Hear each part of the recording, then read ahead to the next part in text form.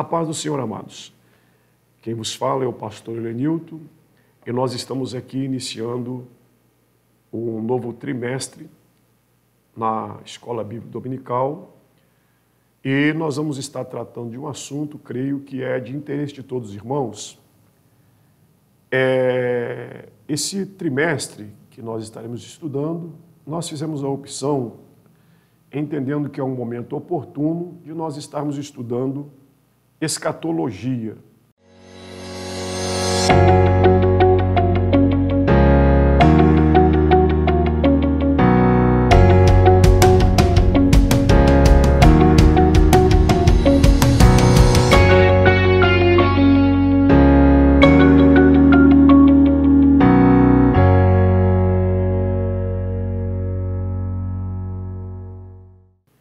E tomamos como apostila para nós estudarmos o livro de Escola Bíblica Dominical do primeiro trimestre de 2016. Eu creio que você já deve ter esta revista, esse material em sua casa.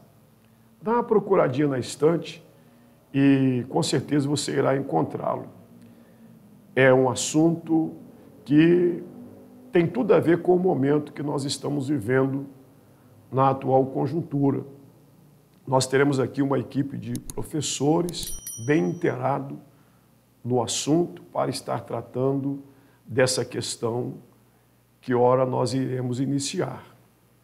Então, nós queremos neste momento orar com você para que nós possamos, com a ajuda de Deus, buscar do Senhor a revelação para nós estarmos estudando um assunto tão importante quanto. Senhor, nós queremos te dar graça por esta manhã, por este novo dia, entendendo que hoje é o dia do Senhor e a tua palavra nos orienta que nós devemos buscar em primeiro lugar o teu reino. E é o que fazemos, Senhor, neste momento. Pedimos que o Senhor, através do seu poder, Espírito Santo, venha nos ajudar a compreender aquilo que nós estamos estudando. O Senhor é o autor da palavra. O Senhor é o aplicador da palavra. Então, dá-nos a revelação para que nós possamos entender aquilo que nós estamos lendo. Para o louvor e glória do nome de Jesus oramos, agradecidos. Amém e amém. Então, como nós havíamos comentado no início, a nossa apostila, ela é o livro de Escola Bíblica Dominical do primeiro trimestre do ano de 2016. E tem por tema, o final de todas as coisas, esperança e glória para os salvos. Na primeira lição, nós estaremos tratando de um assunto muito interessante e às vezes muito pouco compreendido por nós. Este assunto é uma das 10 doutrinas da Bíblia Sagrada, que tem por tema escatologia. E nós estaremos vendo aqui na primeira lição, escatologia, o estudo das últimas coisas.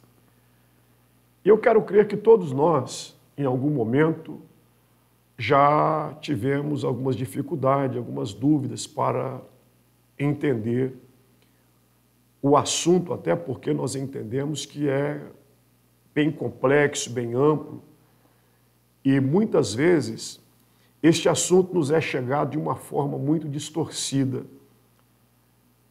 Muitos, por não ter conhecimento de causa, tratam dessa questão como se fosse uma coisa aterrorizadora, uma coisa que vem causar pavor. E, na verdade, este assunto é um assunto que deveria proporcionar alegria, prazer e gozo no coração daqueles que esperam a segunda vinda de Jesus Cristo. Então, meu querido, eu quero pedir a você que no decorrer desse trimestre se aplique a estudar as Escrituras para que você possa ter o entendimento daquilo que Deus, através do seu Espírito, que haverá de ser canalizado em cada um de nós, professores que aqui estão, você possa estar obtendo de Deus a palavra viva que haverá de trazer um renovo à sua mente. Então, escatologia, o estudo das últimas coisas. O texto áureo, ele está no segundo livro de Timóteo, na segunda carta de Timóteo, capítulo 3, versículo 1, que diz: sabe, porém, isto, que nos últimos dias sobrevirão tempos trabalhosos. A verdade prática diz o seguinte: o estudo da escatologia bíblica traz ao coração dos salvos a esperança de um dia estarem para sempre com o Senhor Jesus. Então, como nós falamos aqui, para aqueles que estão no aguardo da promessa, aqueles que têm conhecimento de causa, aqueles que amam e oram pela volta do Senhor, com certeza, quando ouvem falar deste assunto, há um regozijo, há uma alegria muito grande em nosso coração, não é? Mas nós temos também aí essa preocupação de entender que o estudo de escatologia, por ser um estudo muito complexo, por quê? Essa é uma pergunta que nós nos fazemos. Primeiro, porque o estudo de escatologia, ele diz respeito ao futuro. Ele fala de uma coisa que você nunca viveu, algo que você nunca viu, que nunca passou por nós, outras gerações não viveram. Ele é complexo porque estamos falando de algo que vai acontecer. Está tudo no futuro. Então a gente tem essa dificuldade. Aquilo que está fora do nosso alcance, aquilo que nós não vivemos, aquilo que não passou por outras gerações, tudo aquilo que está à frente é complicado, porque nós não vivemos, nós não passamos. Segundo ponto aí que tem que ser considerado, por que escatologia é um assunto complexo? Porque escatologia, ele já foi motivo, ele já causou várias divisões entre denominações, rupturas em muitas igrejas, porque as ideias não se coadunam. E por isto tem surgido aí várias facções, várias divisões dentro das igrejas. Então, este assunto, por ser um assunto complexo e por divergir opiniões, acaba gerando ruptura, divisões no meio religioso e muitas vezes dentro das igrejas. Terceiro ponto, por que escatologia é um assunto complexo? Porque com o passar do tempo, as igrejas, os textos dentro das igrejas são ajustados mediante os acontecimentos contemporâneos.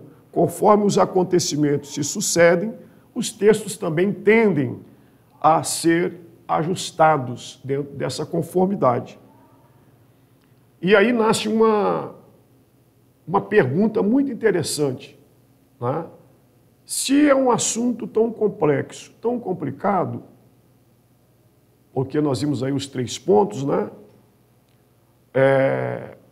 Por que então nós devemos estudar escatologia? E eu gostaria de responder essa pergunta para você. Por que eu devo estudar a escatologia? Primeiro, porque não devemos ser ignorantes com relação à palavra. Nós não podemos ignorar a palavra, nós temos que ser estudantes da palavra. Eu quero ler com você o livro de 1 Pedro 3,15, eu quero convidá-lo a ler conosco, e ele vai falar sobre isto. Né? Um dos motivos pelo qual eu preciso estudar escatologia, como falei, faz parte aí do compêndio de 10 doutrinas bíblicas, e nós precisamos, para não sermos ignorantes.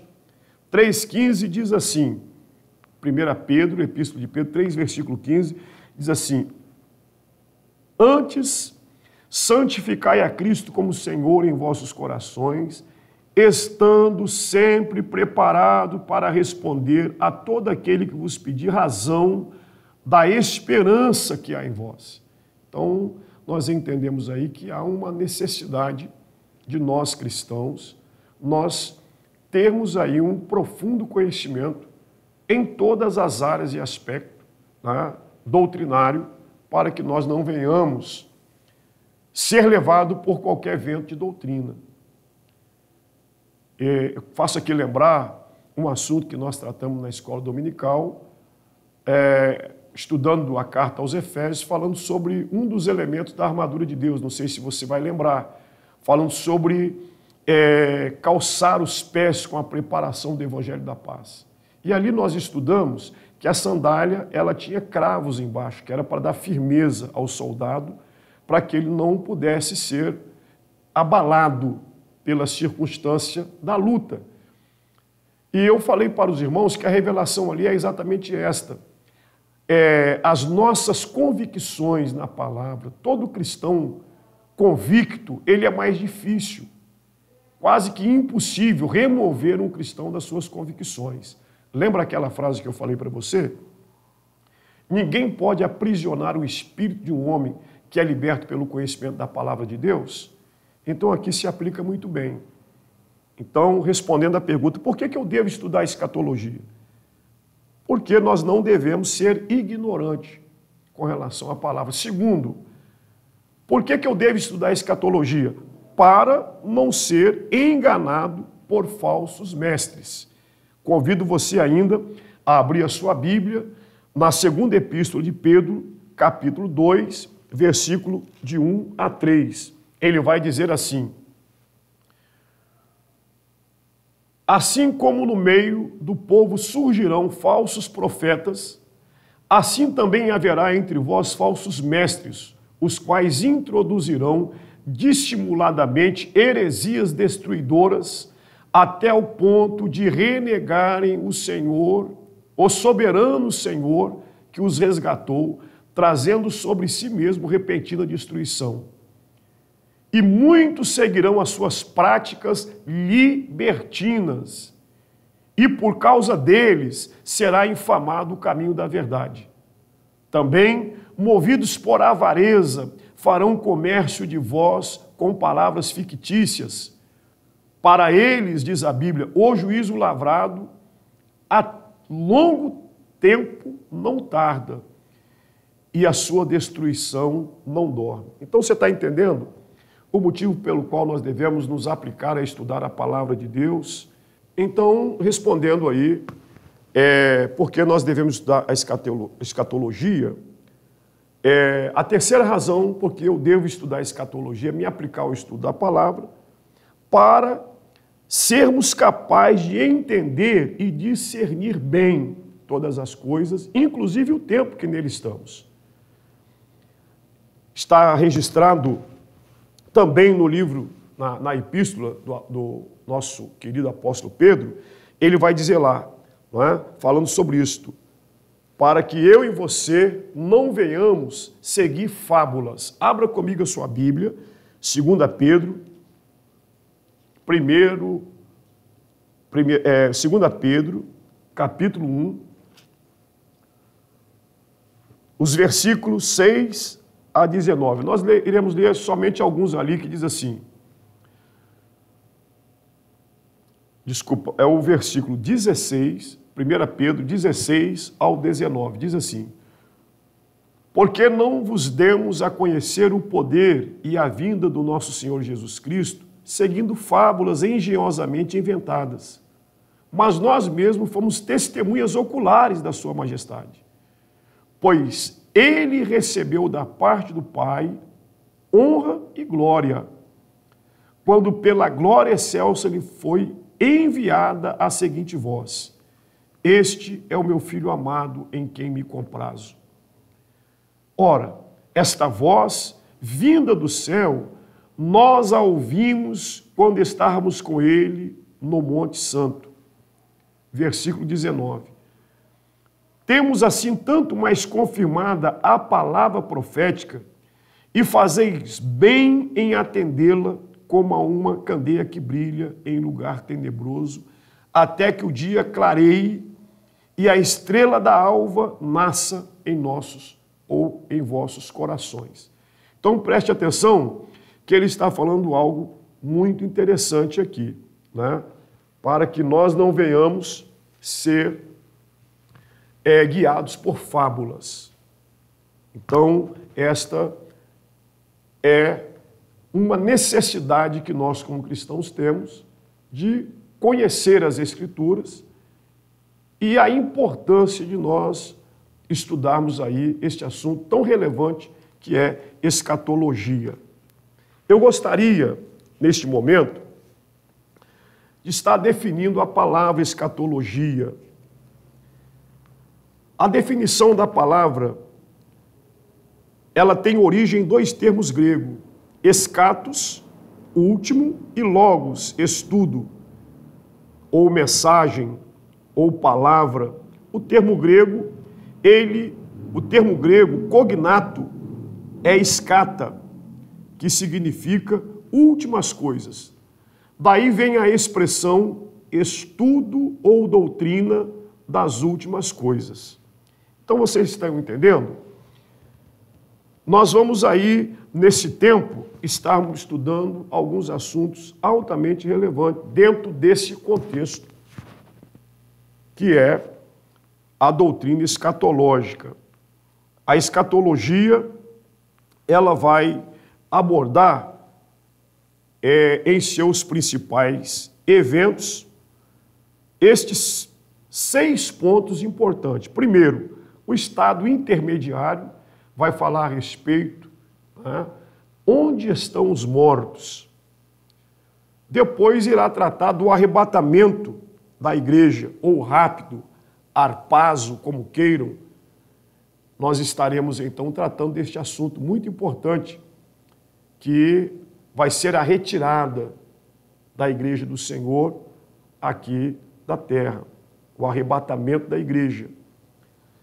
Também estudaremos, após o arrebatamento da igreja, a grande tribulação, quando o anticristo, ele irá governar por 7 anos sobre a terra. Né? E o quinto item que nós vamos estudar, como sendo um dos principais eventos, será o juízo ou julgamento final. Que todos também é de suma importância eu e você sabermos. Nós vamos estar estudando isso neste trimestre. E o sexto e último item, ou evento escatológico, é o estado perfeito e eterno. Né? Então, nós vamos estar estudando estes assuntos e eu creio que você e nós iremos crescer em graça e conhecimento da palavra. O segundo item da nossa revista ou nossa apostila vai mostrar para nós aí a respeito da preocupação com os fins do tempo. Todos temos esta preocupação. Tá? E esta preocupação, ela não é uma preocupação só nossa. E a Bíblia vai nos mostrar que os próprios discípulos do Senhor, no livro de Mateus, capítulo 24, versículo 3, eles também estavam muito inquietos quando o Senhor Jesus tratava deste assunto, falando a respeito, né, do arrebatamento. Eles ficaram atônitos e isso muito os incomodou. Né? Abra comigo lá a sua Bíblia, no livro de Mateus, capítulo 24, o versículo 3, e nós iremos perceber a preocupação dos discípulos, que é uma preocupação quase que geral, ainda ecoa em nossos dias, né? 24, versículo 3. Diz assim: no Monte das Oliveiras achava-se Jesus assentado, quando se aproximaram dele os discípulos em particular, e lhe pediram: diz-nos quando sucederão estas coisas, e que sinal haverá da tua vinda e da consumação dos séculos? E a resposta de Jesus, amados, está dentro do contexto daquilo que eu falei para os irmãos, o porquê que eu devo, o porquê que eu tenho, a necessidade que eu tenho de estudar escatologia. E eu falei lá, citei 3 itens, e o terceiro falava exatamente este, né? Ou, desculpa, o segundo item falava sobre isso. Jesus responde: para que nós não venhamos ser enganados. O versículo 4 diz: vede que ninguém vos engane. Então, esta era uma preocupação que os discípulos tinham. Não somente os discípulos, mas, como falei, esta preocupação ecoa ainda em nossos dias. E tanto que alguns deles, já no primeiro século, eles já não acreditavam mais, né, na volta de Jesus Cristo, no retorno de Jesus. O nosso irmão Pedro, ele vai deixar isso registrado, e esta era uma grande preocupação de Pedro. Você lê comigo aí, 2 Pedro. Hoje nós estamos lendo bastante, né, esta epístola de Pedro. São 2 epístolas, são pequenas, e eu sugiro que você leia estas 2 epístolas de Pedro. Você vai aprender muita coisa. 2 Pedro, capítulo 3, 2 Pedro, capítulo 3, o versículo 3 e 4 vai falar sobre isso. Tendo em conta, antes de tudo, que nos últimos dias virão escarnecedores com os seus escárnios, andando segundo as suas próprias paixões e dizendo: onde está a promessa da sua vinda? Porque desde que os pais dormiram, todas as coisas permanecem como desde o princípio da criação. Então, você percebe que já no primeiro século, as pessoas já não acreditavam mais, já zombavam dos seguidores de Jesus, porque eles aguardavam, alguns deles imaginavam que o arrebatamento da igreja iria se dar já no primeiro século. E pelo fato de não ter ocorrido no primeiro século, eles então zombaram e escarneceram dos discípulos. E hoje nós entendemos que estamos vivendo dias semelhantes a estes. Há muitos cristãos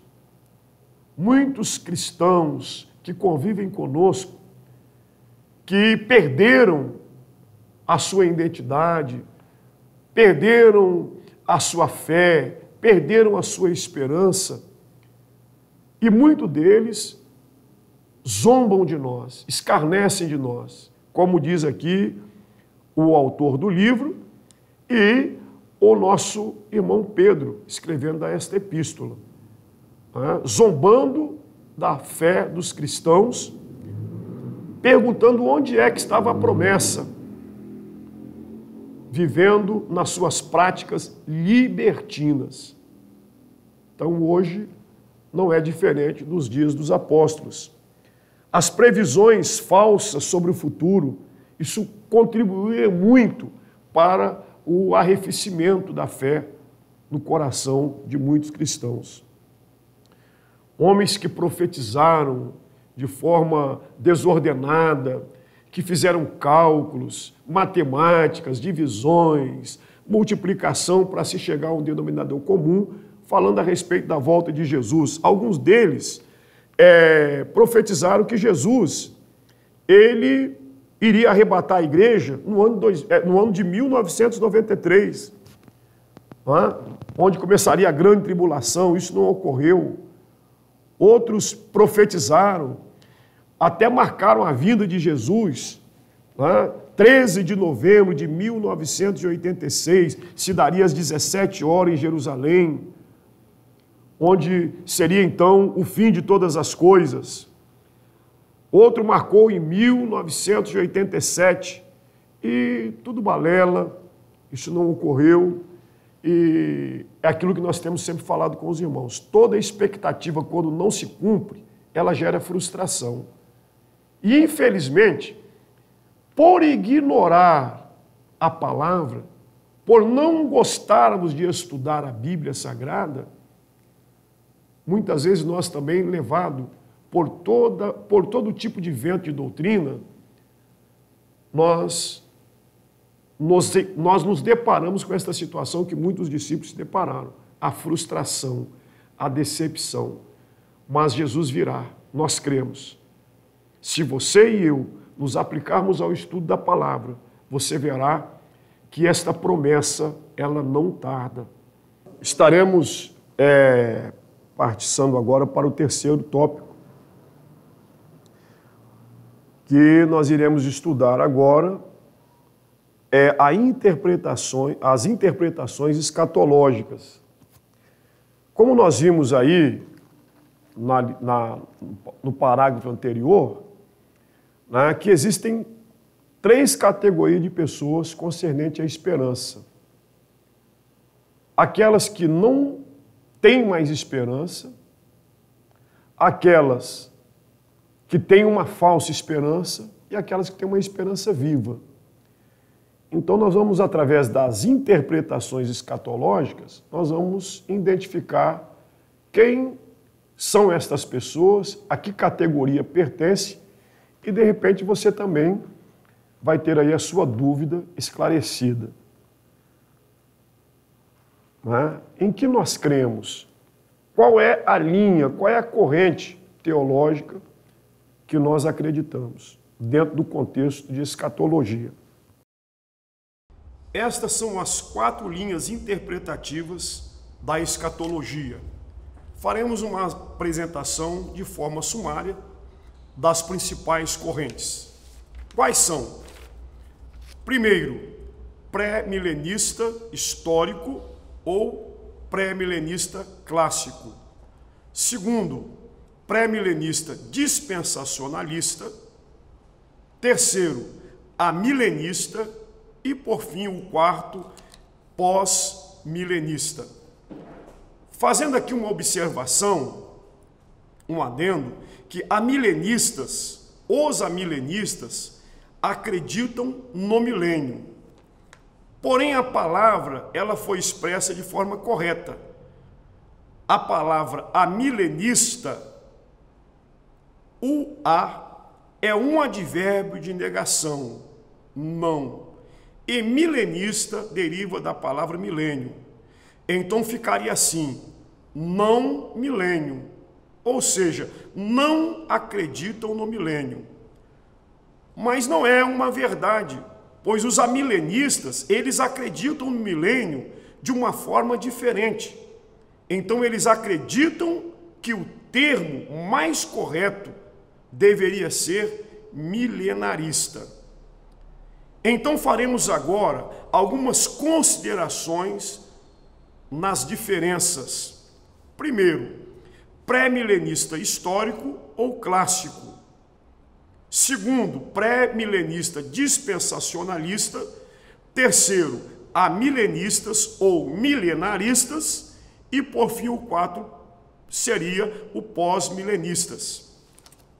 Então, fique atento, porque eu vou estar falando agora a respeito dos 2 primeiros tópicos, pré-milenista histórico e pré-milenista dispensacionalista. O pré-milenista histórico ou pré-milenista clássico, ele acredita no milênio literal. Eles acreditam que Jesus virá e implantará o seu governo num período de 1000 anos literais, onde será o governo político, onde Jesus estará agindo, todos estaremos sob a égide do Senhor Jesus. Outro ponto é que os pré-milenistas históricos, eles não são pré-tribulacionistas, ou seja, eles não acreditam que Jesus arrebatará a igreja antes da tribulação.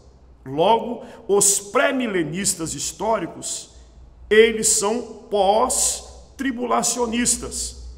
Eles acreditam que Jesus voltará e implantará o milênio depois da tribulação, ou a grande tribulação. Ou seja, a igreja, no entendimento deles, a igreja passará pelo período da tribulação.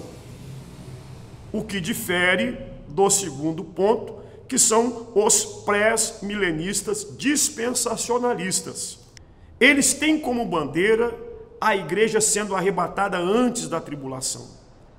Realmente, os dispensacionalistas creem que Jesus arrebatará a igreja antes da tribulação, enquanto a igreja estiver com o Senhor nos ares, no céu, participando do tribunal de Cristo, depois das bodas do Cordeiro, que irá durar 7 anos, que será a última semana de Daniel, escrita no livro de Daniel, capítulo 9, versículo 27, esta última semana será onde o governo do anticristo estará atuando.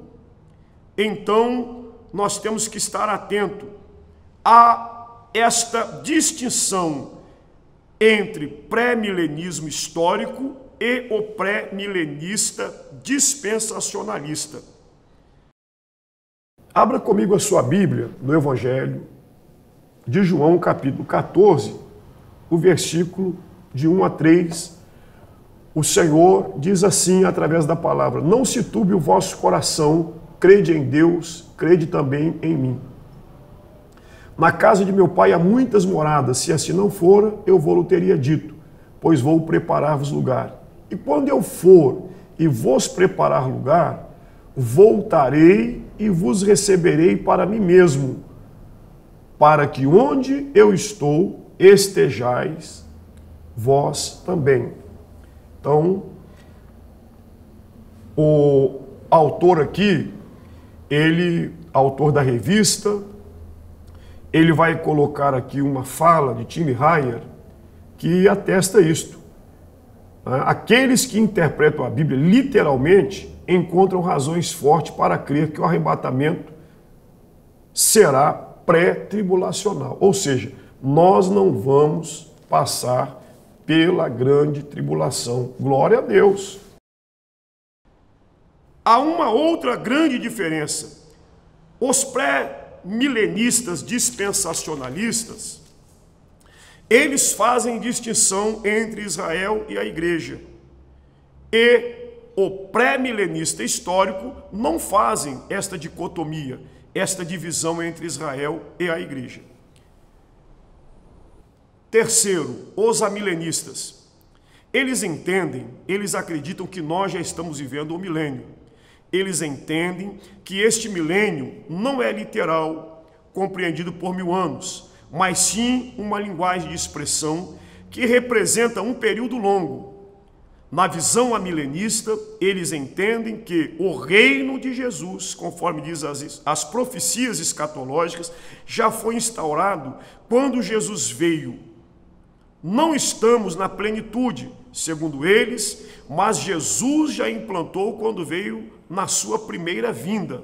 Ou seja, para eles, nós já estamos vivendo o milênio segundo os amilenistas. Segundo os amilenistas, Satanás já está preso e a prova disto é que a igreja consegue desenvolver a ministração da pregação do Evangelho. Segundo eles, Jesus voltará e instaurará o estado eterno. O quarto ponto. Os pós-milenistas, eles têm uma posição bem parecida com os amilenistas. Porém, eles acreditam que já estamos vivendo o milênio. Porém, a igreja dominará todo mundo. O evangelho será difundido em todo mundo. Quase todo mundo se converterá ou irão se converter ao cristianismo aceitando Jesus. Só uma pequena minoria dos habitantes do planeta não aceitariam. Mas a maioria, sim, aceitarão Jesus. Queridos, isto não é o que a Bíblia afirma, pois com a aproximação da chegada de Jesus, as coisas tendem a piorar. Então, este foi um resumo, como disse, de forma sumária, sobre as 4 linhas interpretativas destas escolas teológicas.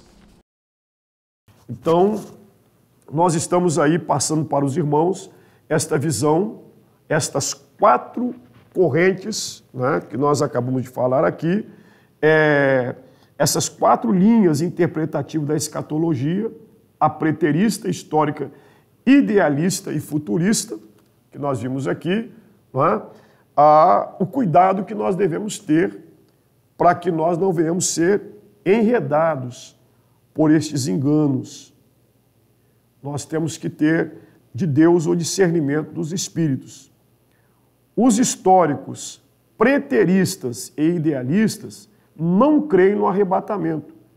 Né? Eles não acreditam na possibilidade do arrebatamento.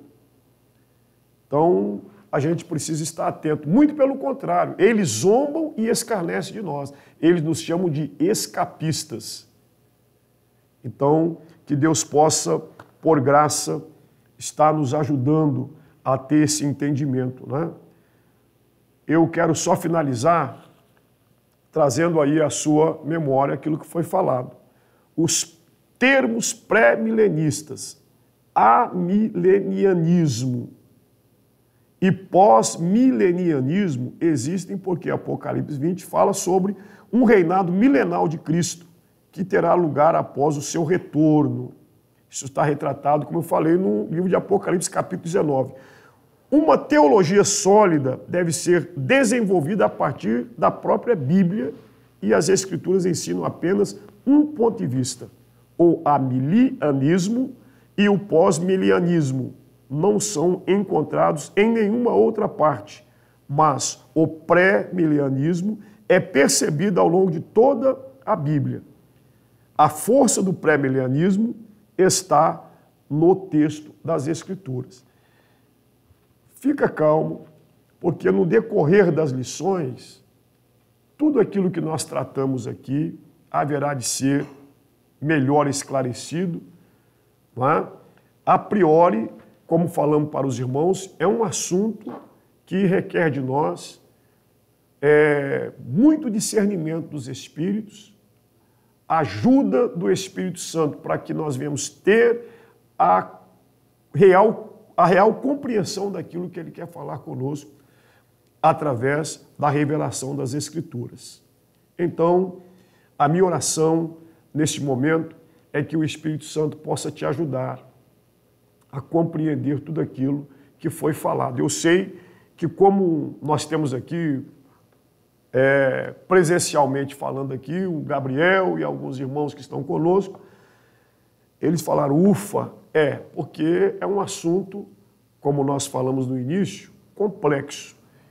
E nós precisamos ter uma habilidade muito grande com a palavra de Deus, e eu quero aqui agradecer a sua paciência, né? Porque é um assunto que ele precisa ser destrinchado, né? Ser discutido com muita clareza, e a Bíblia Sagrada, ela é a luz que haverá de iluminar a nossa mente.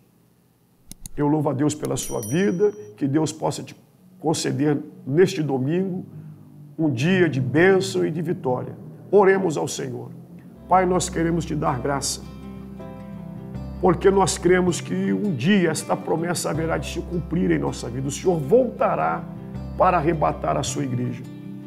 Pedimos, Espírito Santo, que o Senhor possa, através do seu poder, despertar em nós a fome, a sede pela tua palavra, para que nós não venhamos ser encontrados, conforme diz a tua palavra, dormindo, mas que nós possamos estar atentos, como as virgens prudentes, meu Pai. Que nós possamos estar olhando para cima. A nossa oração, nestes últimos tempos, é uma única. E eu creio que todos farão conosco esta oração. Ora, vem, Senhor Jesus.